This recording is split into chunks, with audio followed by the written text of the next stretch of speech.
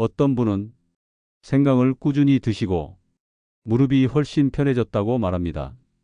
계단 내려갈 때 통증이 줄고 아침에 몸이 한결 가볍다고 하시죠. 그런데 또 어떤 분은 똑같이 생강을 드시는데도 무릎 통증은 그대로고 배만 더 더부룩해졌다고 말합니다. 같은 생강인데 왜 결과는 이렇게 완전히 갈릴까요? 저는 한방내과에서 중년 이후 나타나는 대사질환과 관절 문제를 주로 진료하고 있는 한방내과 전문의입니다. 진료실에서 분명히 보이는 건 이 차이가 우연이 아니라는 사실입니다. 결정적인 차이는 하나입니다. 생강을 먹느냐가 아니라 함께 써야 할 이것을 알고 있느냐 모르느냐입니다. 이 한 가지만 알아도 무릎 통증의 방향이 달라지고 내장 지방이 몸에 남느냐 빠지느냐가 갈립니다. 그래서 오늘은 생강이 보약이 되는 경우와 아무 효과 없는 경우를 가르는 기준, 그리고 생강과 반드시 함께 써야 하는 그 한 가지를 정리해 드리겠습니다. 지금부터 보시면 지금 드시는 생강이 내 몸에 맞는 선택인지 아니면 방식을 완전히 바꿔야 하는지 분명해질 겁니다. 영상이 도움이 되셨다면 구독과 좋아요 한번 눌러주시는 것, 이런 현실적인 건강 이야기를 계속 전하는데 큰 힘이 됩니다.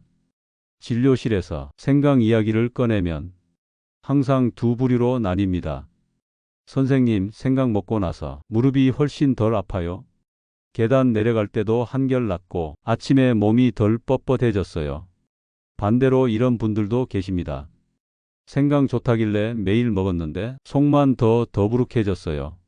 무릎은 그대로고 배에 가스만 찹니다. 이 두 분 먹은 재료는 같습니다. 생강입니다. 그런데 결과는 완전히 다릅니다. 여기서 많은 분들이 이렇게 생각하십니다. 그럼 나는 생강이 안 맞는 체질인가 보다. 하지만 이 결론 절반만 맞고 절반은 틀렸습니다. 문제는 생강이 아닙니다. 생강을 쓰는 상태입니다. 생강은 몸을 직접 고쳐주는 약이 아닙니다. 몸 안의 흐름을 자극하는 재료입니다. 이 말이 무슨 뜻이냐면요. 몸속에 정체된 게 많고 차갑고 움직이지 않는 상태에서는 생강이 흐름을 만들어줍니다. 혈액이 돌기 시작하고 관절 주위 염증 반응이 조금씩 가라앉고 몸이 가벼워졌다고 느끼게 됩니다. 이런 분들은 생강이 보약 같다 라고 말씀하십니다. 하지만 이미 몸 안에 열이 많고 소화 기능이 약해져 있고 위장이나 장이 예민해진 상태라면 이 자극이 오히려 부담이 됩니다. 그래서 속이 쓰리고 배가 더부룩하고 통증은 그대로인 채 불편함만 늘어나는 겁니다. 즉, 생강은 선별형 재료입니다. 아무에게나 똑같이 작동하지 않습니다.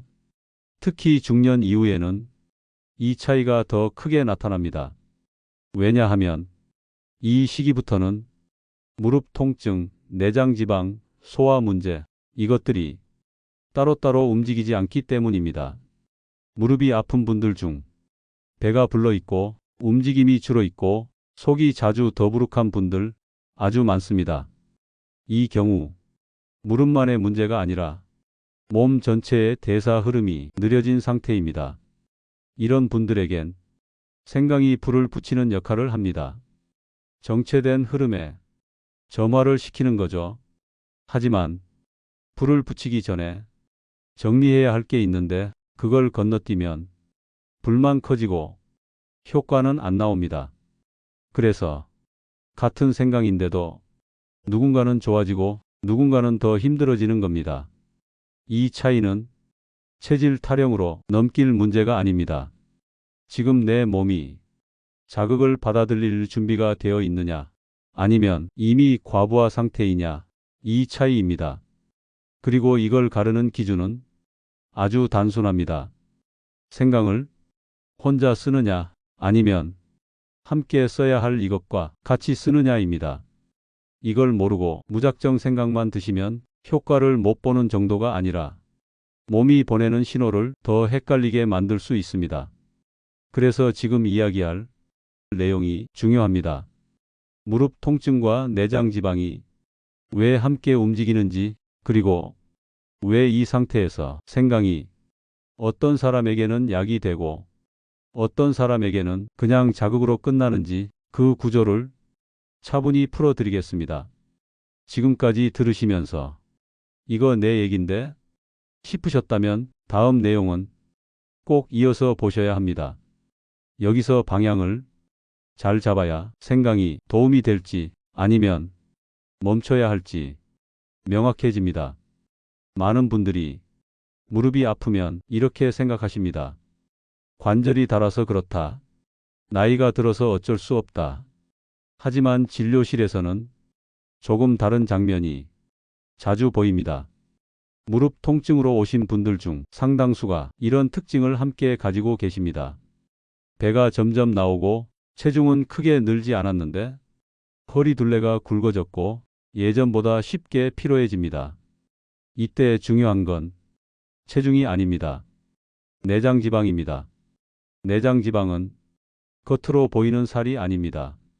몸속에서 조용히 염증을 만드는 지방입니다. 이 지방이 늘어나면 무릎에 직접 살이 붙지 않아도 관절은 아프기 시작합니다. 왜냐하면 내장 지방은 염증 신호를 계속 내보내기 때문입니다.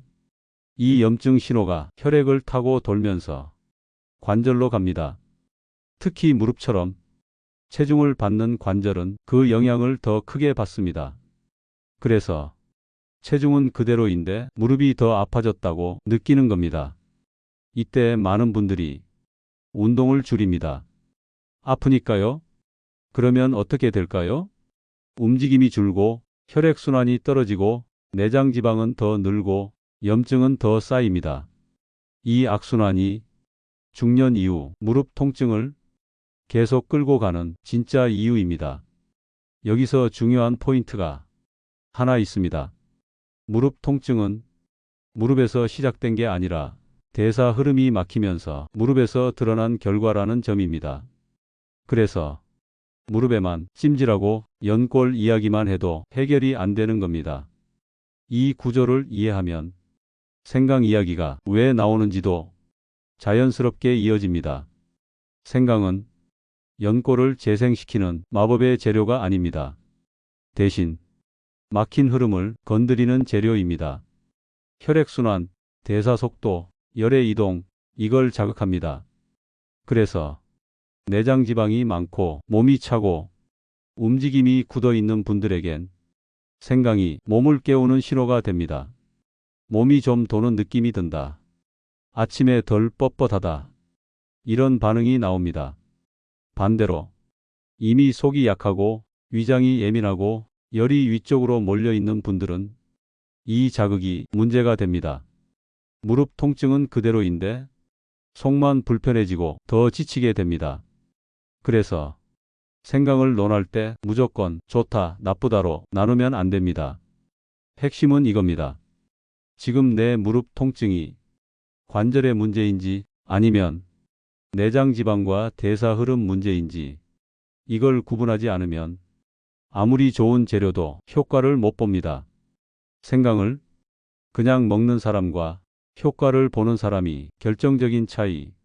왜 생강은 반드시 혼자 쓰면 안 되는지, 생강의 효과를 완전히 갈라놓는 그 한 가지가 무엇인지 본격적으로 말씀드리겠습니다. 여기까지 이해되셨다면 다음 내용은 놓치시면 안 됩니다. 이제 핵심으로 들어가겠습니다.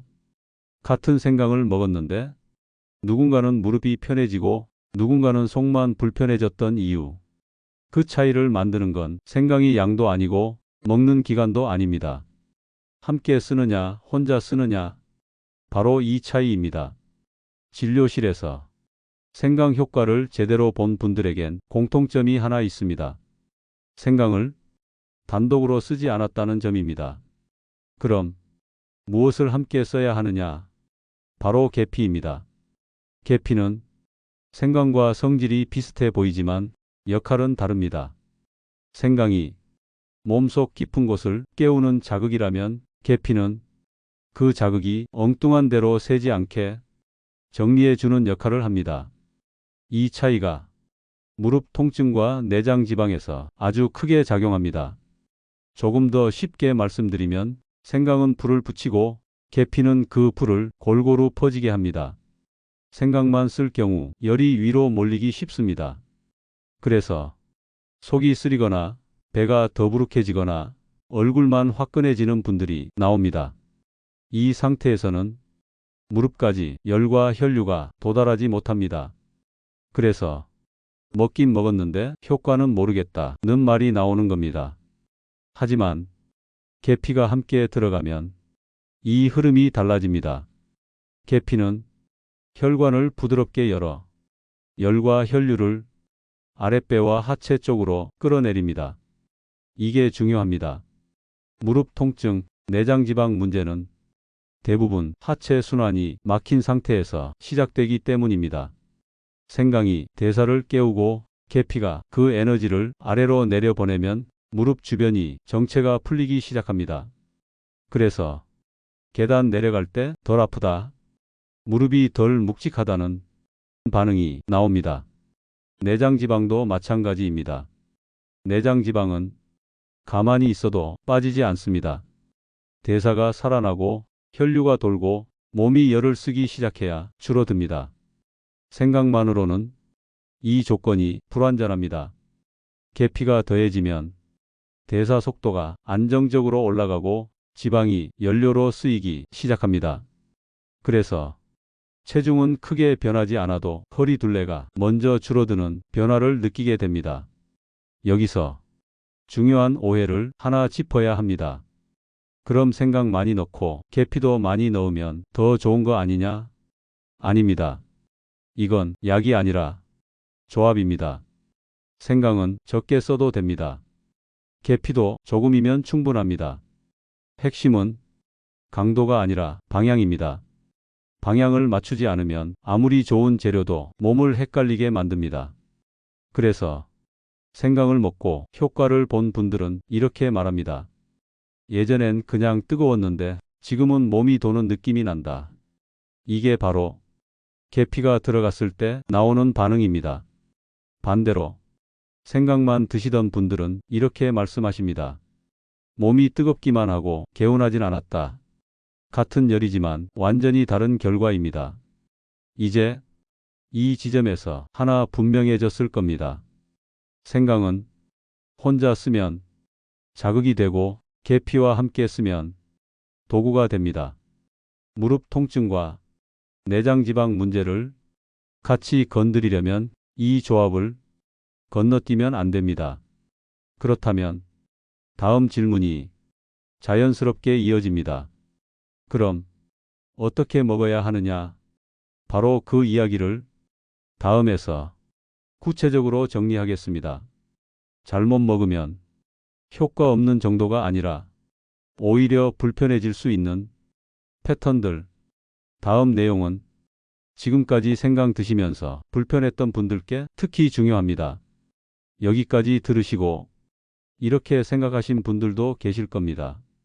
나는 생강도 먹고 계피도 같이 먹었는데 왜 별 효과가 없었지? 이 질문 진료실에서도 정말 많이 나옵니다. 이유는 간단합니다. 조합을 썼느냐보다 어떻게 썼느냐가 더 중요하기 때문입니다. 생강과 계피는 아무 때나 아무 방식으로 먹는다고 효과가 나는 재료가 아닙니다. 오히려 잘못 쓰면 무릎은 그대로고 배만 더 불편해집니다. 가장 흔한 실수가 이겁니다. 생강청, 생강차, 생강분말, 달게 만들어서 하루 종일 물처럼 드시는 경우입니다. 이렇게 드시면 처음엔 몸이 따뜻해지는 느낌이 들 수 있습니다. 하지만 며칠 지나면 속이 더부룩해지고 배에 가스가 차고 무릎은 그대로입니다. 왜냐하면 이 방식은 대사를 깨우는 게 아니라 위장부터 지치게 만들기 때문입니다. 생강은 자극입니다.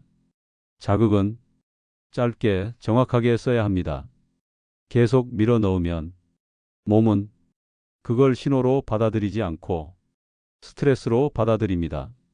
특히 중년 이후에는 이 차이가 더 큽니다. 위장과 장의 회복력이 예전 같지 않기 때문입니다. 그래서 좋다길래 계속 먹었더니 오히려 더 안 좋아졌다. 라는 말이 나옵니다. 두 번째 실수는 공복 섭취입니다. 아침에 일어나자마자 아무것도 안 먹고 진한 생강차부터 드시는 분들 의외로 많습니다. 이 경우 무릎 통증은 좋아질 수 없습니다. 왜냐하면 공복 상태에서는 생강이 자극이 바로 위장으로 들어가 속부터 건드립니다. 이러면 몸은 열을 아래로 보내는 게 아니라 위로만 반응합니다. 그래서 속은 쓰리고 얼굴은 화끈하고 정작 무릎은 변화가 없습니다. 세 번째 실수는 양을 늘리는 것입니다. 효과가 없다고 느끼면 사람은 양을 늘립니다. 생강을 더 넣고 계피를 더 넣고 더 진하게 끓입니다. 이건 불이 안 붙는다고 휘발유를 들이붓는 것과 같습니다. 불은 붙을 수 있지만 제어가 안 됩니다. 이 상태가 되면 무릎 통증 이전에 몸이 먼저 신호를 보냅니다. 속이 더부룩해지고 잠이 얕아지고 심장이 두근거리고 배변이 불안정해집니다. 이 신호를 체질 반응이라고 넘기시면 안 됩니다. 이건 몸이 버티기 힘들다는 명확한 경고입니다. 네 번째 실수는 생활은 그대로 두고 생강에만 기대는 것입니다. 앉아 있는 시간은 길고 움직임은 줄었는데 생강만으로 무릎과 내장 지방을 해결하려는 경우입니다. 이건 방향이 완전히 틀렸습니다.